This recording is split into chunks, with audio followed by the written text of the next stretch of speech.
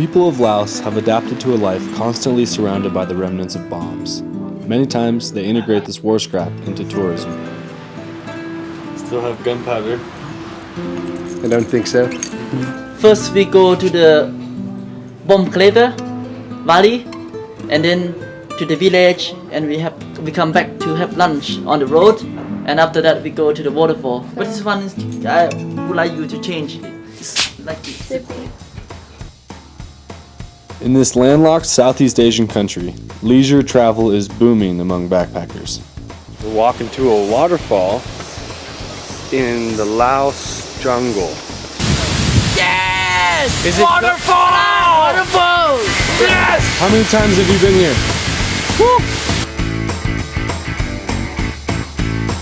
I cannot count, over 100. 100 times? How old are you? I'm 22. Me too. Same. Yeah. Woo! Come here. For the open spirit in many travelers, getting off the beaten path in Laos, you won't find many other tourists. But perhaps that's because there's still live explosives scattered around the country. Nonetheless, the Lao people are very relaxed.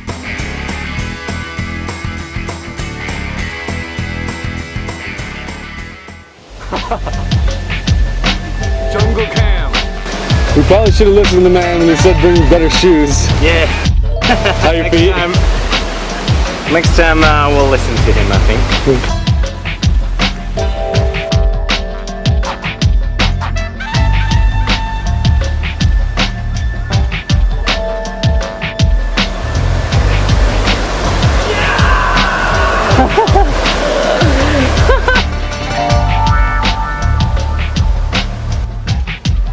But towards the rural areas, traditional culture and historical realities still prevail.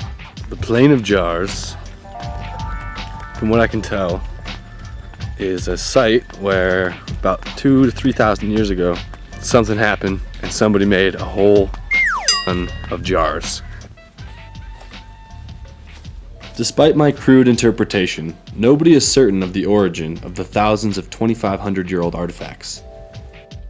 I subscribe to the legend of an ancient king who built the jars to brew insurmountable amounts of traditional Lao whiskey to celebrate a victorious battle of epic proportions.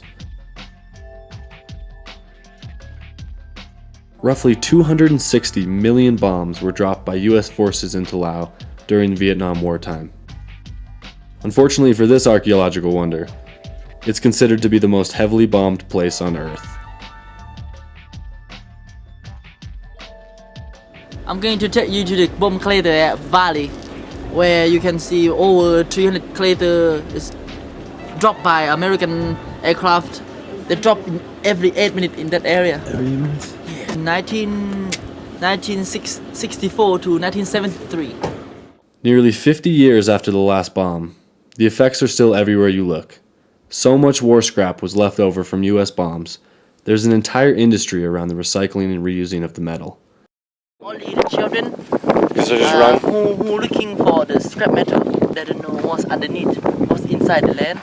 They're just digging, and finally they find a bomb and explode it. That is the cause that make them dead. Yeah.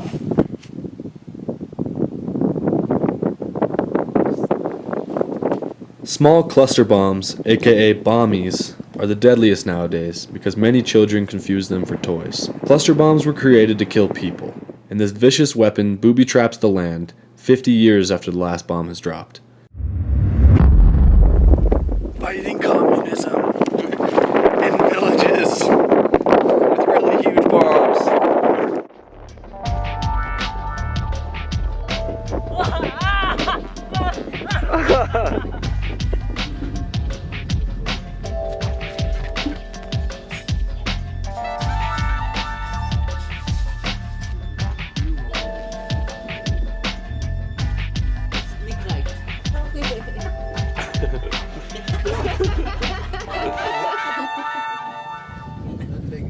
This is my legacy of my country in Laos. They collected all the bombs and they've taken the gunpowder out. A lot of hand grenades and claymores and little bombs. It's okay, can I touch? Oh, good. Discovery. They used the old bombs for little garden things to make stilts in houses, and it's pretty bizarre. Thinking maybe 30 years ago I could have been here, but as a US military man, it's just...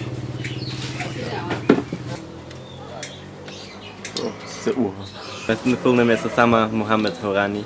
And where are you from? My mother is from Germany, my father is from Lebanon.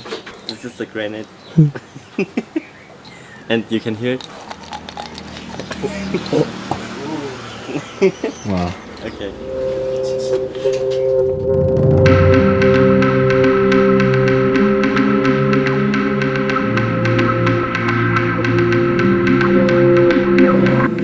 Between 1964 and 1973, the United States conducted a massive air war against Laos, dropping so many bombs as to make Laos, with its 2.5 million people, the most heavily bombed country in history.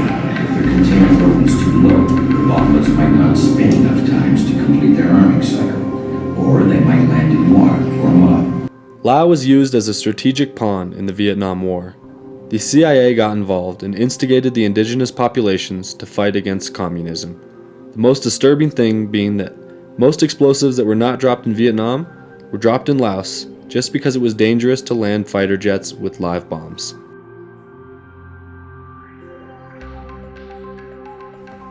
With very limited support from the United States, the Lao people are taking an initiative to clean up their country.